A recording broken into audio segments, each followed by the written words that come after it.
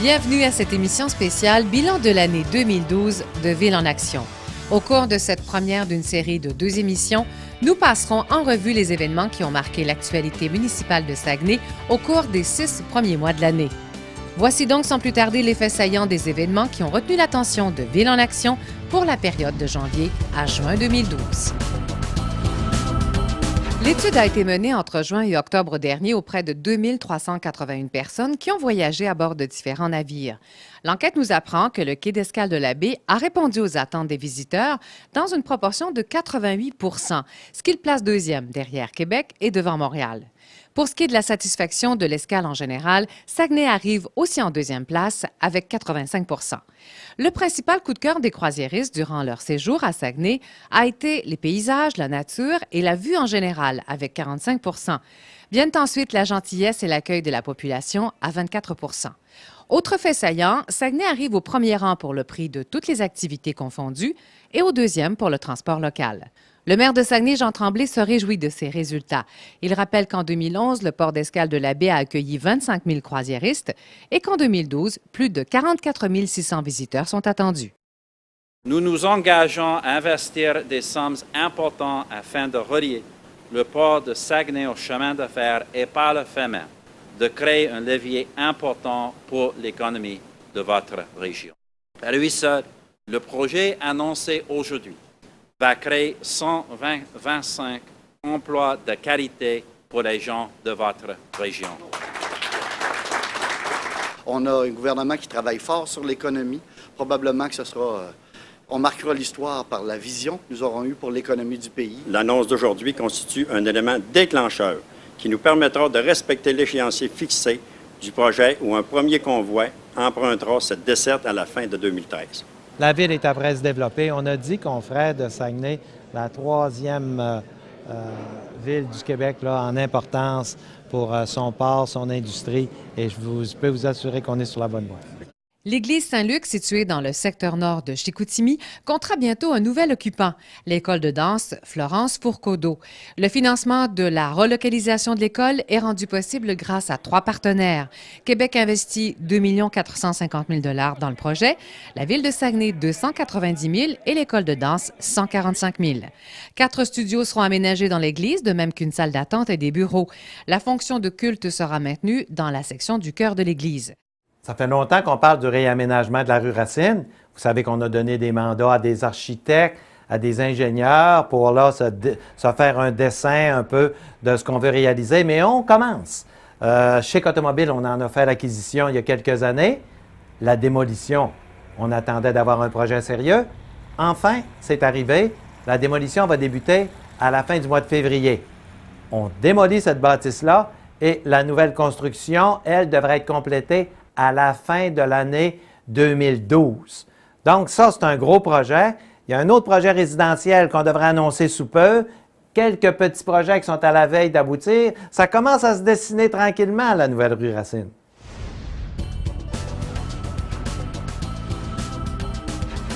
On est à Lens, à Benjamin, comme vous le savez, c'est fermé, mais on a rencontré encore les experts, on les a fait venir d'urgence et on leur demande de nous sortir un résultat d'urgence. On veut que ça ouvre le plus vite possible. Par contre, c'est la sécurité avant tout. Je veux pas qu'il arrive d'accidents ici, des blessés, des affaires comme la semaine dernière, le tracteur qui est entré dans l'eau, l'auto qui était un peu en panne dans l'eau. On veut plus que ça arrive. Faut que nos citoyens aient le loisir de venir ici, de s'amuser, d'avoir l'esprit tranquille. Il ne faut pas qu'il arrive d'accident. Aussi, arrêtez d'aller vite. Vous n'avez pas d'idée qu'est-ce que ça fait en dessous de la glace. Ça fait comme une vague. C'est ça qui cause des dommages. On ralentit. Ça aussi, là, va falloir l'apprendre. Puis je pense qu'il va peut-être falloir donner une formation à ceux qui viennent pour qu'ils comprennent vraiment que c'est sérieux. Alors, ralentissez. Vous allez voir, on va se faire un beau site, mais sécuritaire. Ouvert depuis le temps des fêtes, le premier parc à chiens à Saguenay est très achalandé. L'expérience porte fruit. C'est sur la suggestion de citoyens que la Ville a décidé il y a quelques mois de réserver un espace clôturé situé sur la rue Pinel, près de l'école Charles-Gravel à Chicoutimi-Nord, afin d'y établir un premier parc canin où le chien est roi et maître. Lors de son ouverture officielle le 9 janvier, le parc comptait déjà 850 inscriptions. Depuis, la nouvelle a continué de faire du chemin et aujourd'hui, devant le succès constaté par le projet, la ville de Saguenay compte bien installer d'autres parcs canins sur son territoire. On constate que c'est un succès. Les gens aiment ça vraiment. Alors, on s'attend dans les prochains mois de multiplier les parcs à chiens. On va en installer un peu partout. Je pense que c'est une belle activité pour tout le monde. On peut aller parler avec des gens qui ont les mêmes goûts que nous. Il va falloir aussi établir certaines sécurités parce qu'on a constaté qu'il y avait des enfants qui entraient dans l'enclos. On ne veut pas qu'il arrive d'accident. On nous dit qu'on a cette année, partout au Québec, un retard d'épaisseur de glace de 2 à 3 semaines.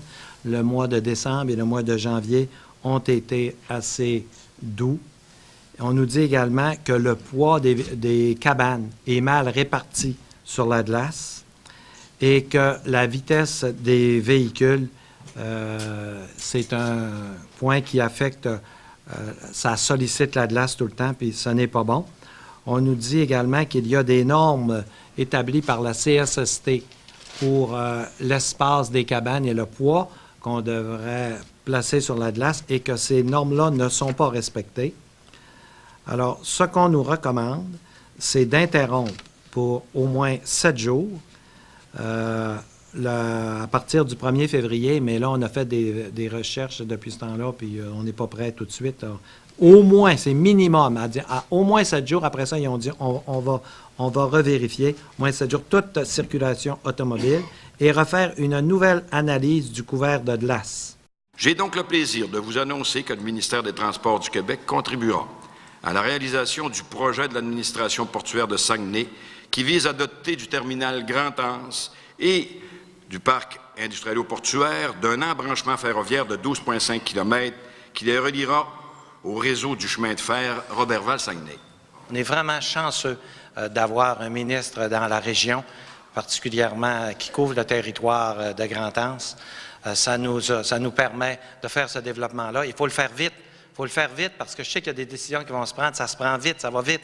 Il faudrait que fin 2013, le train soit sur ses rails et que ça soit prêt à venir. Le port sera relié au réseau national et pourra accueillir de nombreux projets industriels et particulièrement de nouveaux projets miniers prévus dans le plan Nord. Maintenant, nous pouvons dire, nous, les membres du conseil d'administration et la permanence du port de Grand-Anse, que nous sommes prêts maintenant à participer au développement du plan Nord.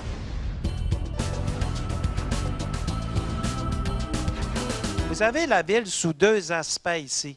Elle a été ratissée au pouce pour voir quel était l'avenir de la ville, comment on la voyait, qu'est-ce que ça veut dire vraiment. Si on prend, par exemple, un aspect de la ville ici, on sait exactement où va être, ça a l'air de rien là, mais il faut que tu regardes ça terrain par terrain. C'est long là, il y en a de ça. Il faut que tu consultes les citoyens, tout ça. Où vont être les parcs industriels? Où vont être la grande industrie dans l'avenir? Sous un autre aspect, là, vous avez les grandes lignes. Vous avez la zone urbaine, les forêts, l'agriculture. Je suis très, très fier de ça, de savoir que maintenant, la ville, on peut se tourner et dire, on bâtit cette ville-là, on sait où on s'en va. Les citoyens ont été consultés. Tout a été fait selon les règles. On a rencontré le ministère, on a tout apporté des ajustements et aujourd'hui, c'est terminé. Tellement important pour l'arrondissement Jonquière, c'est sur la rue Saint-Dominique. C'est un endroit stratégique. C'est en plein centre du cœur des activités. Ça va donner une allure différente. Les croquis sont avancés. On va vous les présenter bientôt. Les prix aussi. On n'a pas une idée précise, mais c'est autour de 10 millions, incluant les taxes, les frais professionnels, tout ça. Ça devrait tourner autour de 10 millions. Alors, ce 2,5 millions là, ça nous sauve. Alors, il y a 2 semaines, le dossier de la bibliothèque a été conclu et réglé au niveau du ministère et du Conseil du Trésor. Je veux remercier mon ami et collègue Serge qui travaille dans ce dossier-là avec beaucoup de cœur. Et vraiment, on a réussi à faire en sorte qu'on puisse faire cette annonce aujourd'hui. Donc, Monsieur le maire, j'ai tenu parole et c'est un grand plaisir pour moi de venir vous annoncer ce matin que le ministère de la Culture, des Communications et de la Condition féminine injectera 2,5 millions de dollars dans votre projet de bibliothèque. Aujourd'hui, nous avons réglé le dossier de la motoneige. Nous avons finalisé le manque à gagner des clubs de motoneige sur les Monts-Valin, 100 000 $.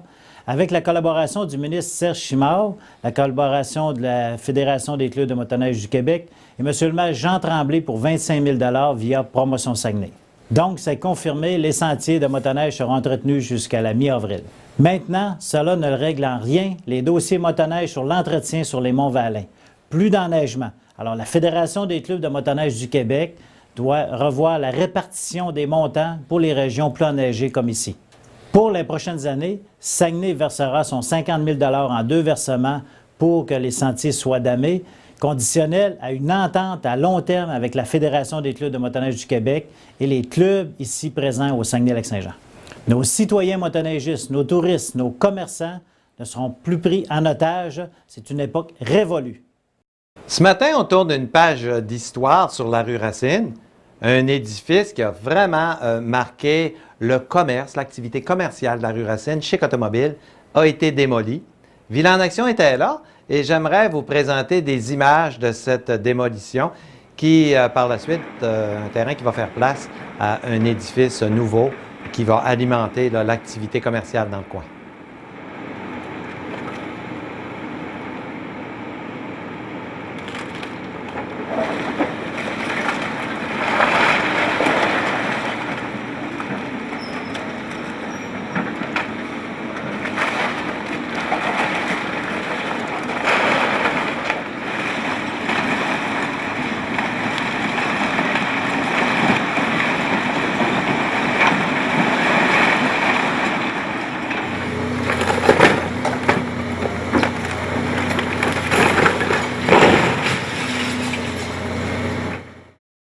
Enfin, Promotion Saguenay va avoir une bâtisse à son nom et sur le terrain de l'université.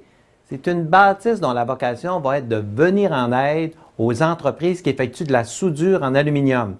Alors, c'est un procédé très moderne et c'était beaucoup en demande. Tout ça, ça coûte 5 millions. Les entreprises ne pouvaient pas se le permettre, mais ils vont pouvoir utiliser les équipements qu'on va maintenant avoir sur place. Tout ça grâce à l'apport de notre ministre régional, Denis Lebel, et aussi Promotion Saguenay qui a fourni une somme substantielle.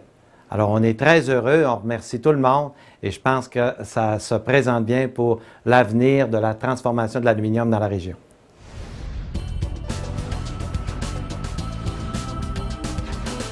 La Ville de Saguenay a décidé hier de travaux pour 35 millions de $. C'est beaucoup d'argent. Depuis la fusion, on regardait tout ça, c'est plus de 250 millions qu'on a investi dans les rues. Évidemment, à ce temps-ci de l'année, ça se présente mal. On sait que les rues ne sont pas nettoyées, il y a encore des nids de poules, mais je peux vous dire que c'est tout un chantier qu'on entreprend et je m'engage, je les suis personnellement parce qu'il faut que ça soit bien fait. Il y a eu des petites lacunes l'année dernière, mais en général, c'était pas si mal. Mais je ne veux pas qu'il y ait de lacunes. Il y en a des fois qui se plaignent, qui ne me voient pas souvent dans les 5 à 7.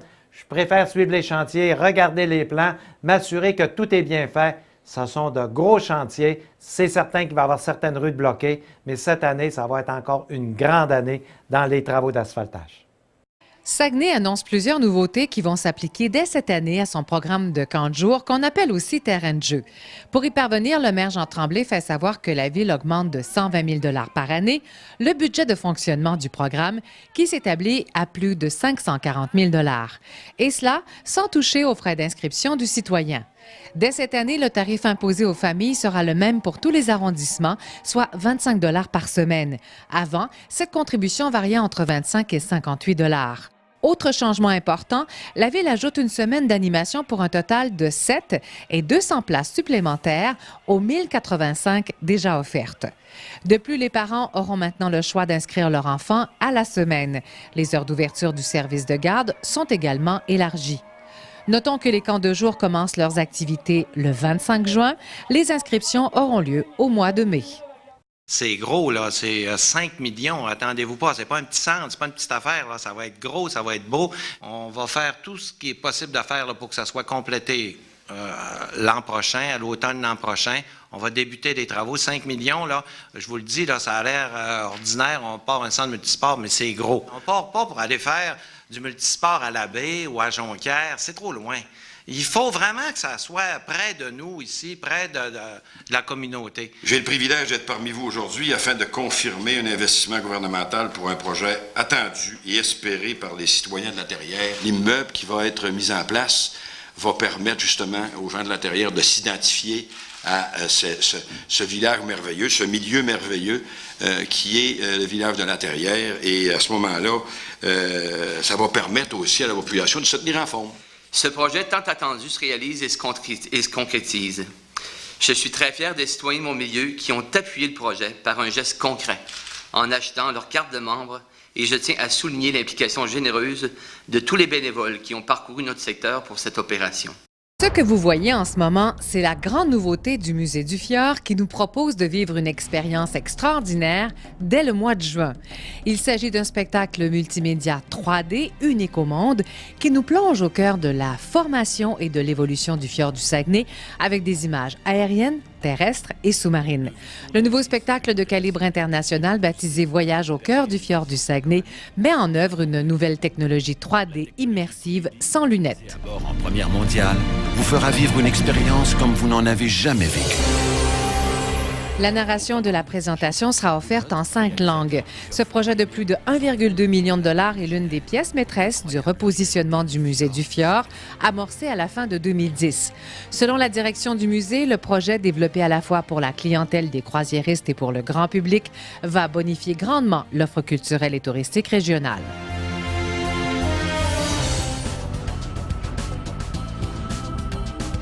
Moi, je veux vous remercier de nous avoir fait confiance.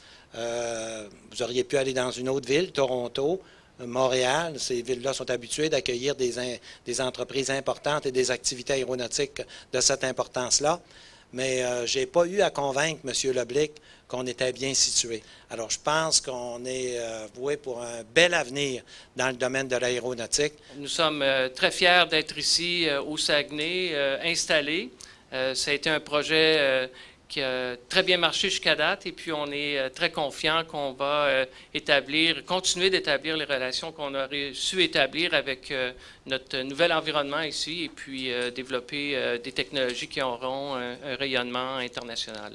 Eh bien, je suis très heureux de vous dire qu'en ce moment, au moment où je vous parle, nous considérons que c'est l'annonce mondiale de ce produit, l'annonce de la disponibilité mondiale de ce produit.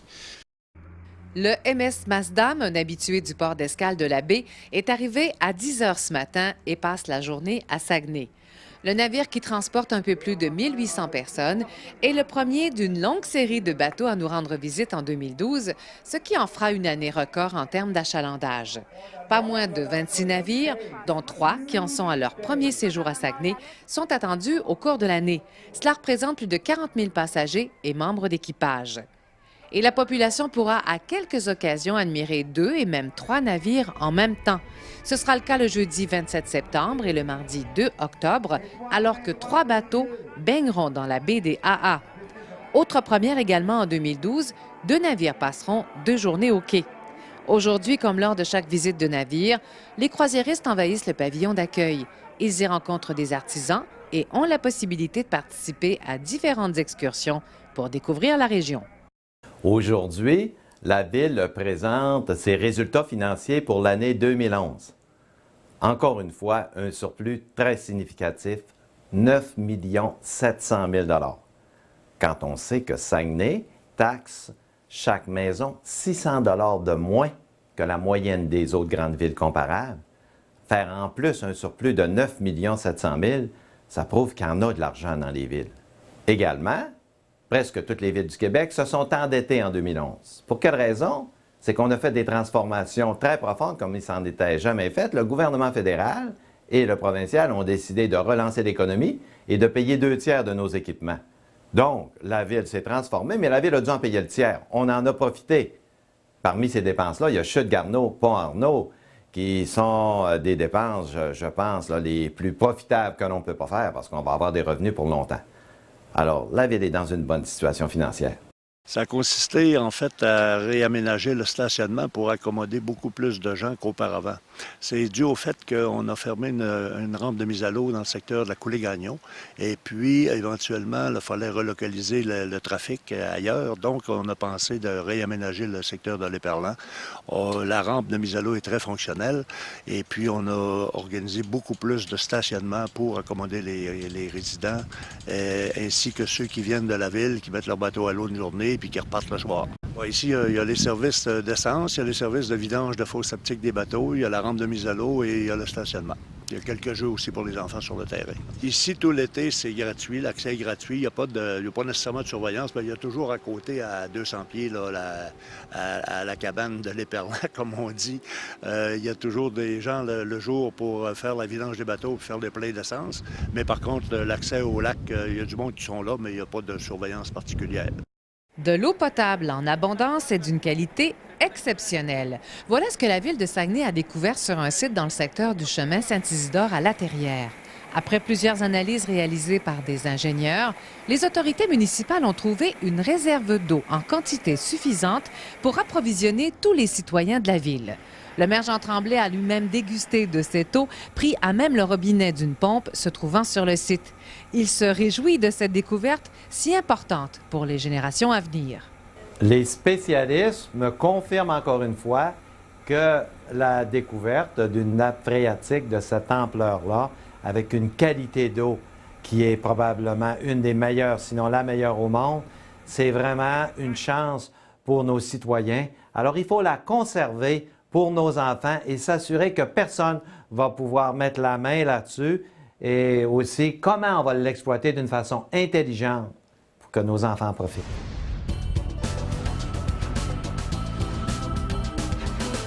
On m'a demandé pourquoi j'aimais autant Saguenay. C'est d'abord à cause des citoyens. Il existe une ambiance, un plaisir de vivre, un plaisir de se côtoyer qui est assez exceptionnel. J'ai longtemps réfléchi pourquoi c'est différent ici d'ailleurs. C'est peut-être un reflet, une conséquence de la nature splendide qu'on a autour de nous. Quand on voit nos montagnes, nos lacs, la rivière, tout ça nous inspire et tout ça nous fait voir des choses qui sont au-delà de nous.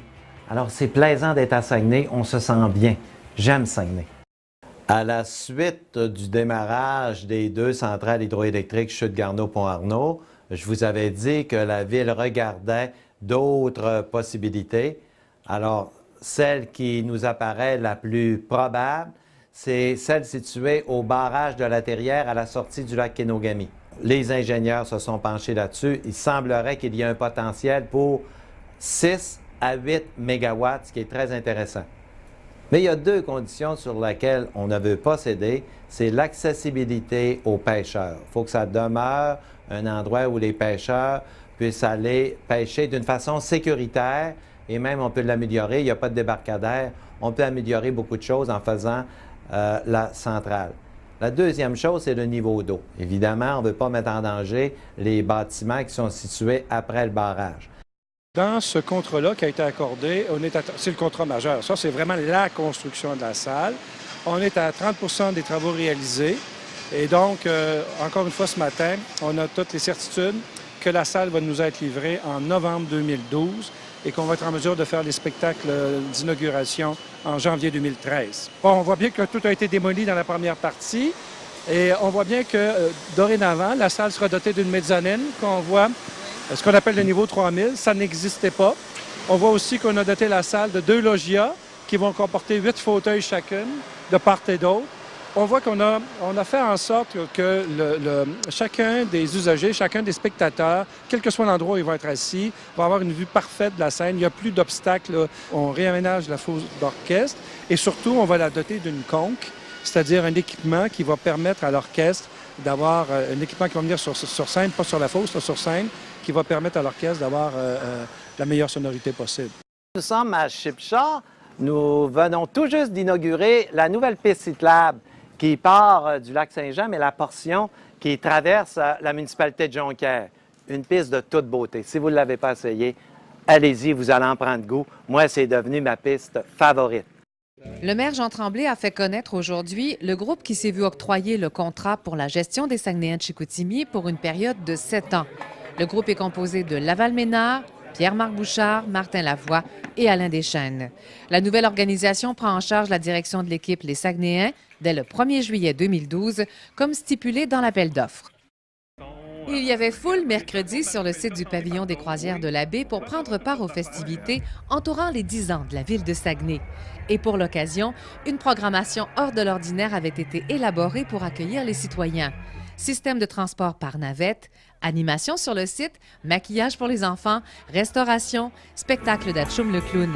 Il y en avait pour tous les goûts. Une des plus importantes foules de l'histoire de la région, évaluée entre 35 000 et 50 000 personnes, a assisté au spectacle aérien de la 3e escadre de Bagotville, avec entre autres les Snowbirds et la démonstration du CF-18, piloté par Patrick Gobeil, originaire de la baie. Pour le maire Jean Tremblay, l'activité se voulait un moyen de souligner les efforts des citoyens qui ont permis à Saguenay de devenir l'une des grandes villes du Québec et qui fait figure de modèle dans la province. Une soirée mémorable présentée sous le signe de la bonne humeur. Rappelons que pour l'occasion, toute la population était admise gratuitement.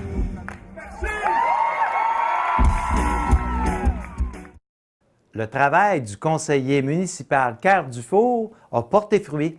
Je viens tout juste de recevoir une lettre du gouvernement fédéral nous disant que le secteur d'Arvida est déclaré secteur historique national.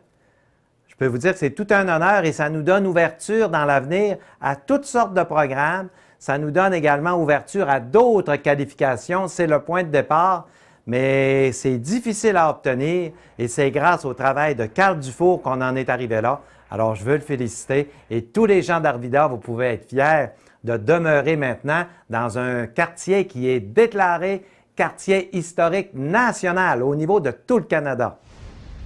Nous venons de vous présenter la première d'une série de 2 émissions retraçant les événements marquants de l'actualité municipale de Ville en Action au cours des 6 premiers mois de l'année 2012.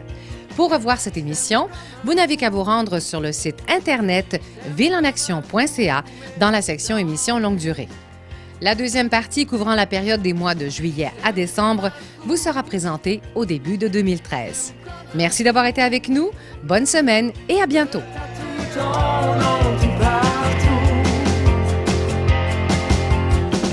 Que tu me trouves plus beau quand tu me verras tout nu. J'ai perdu 20 kilos, t'en es-tu aperçu? Pour retrouver mon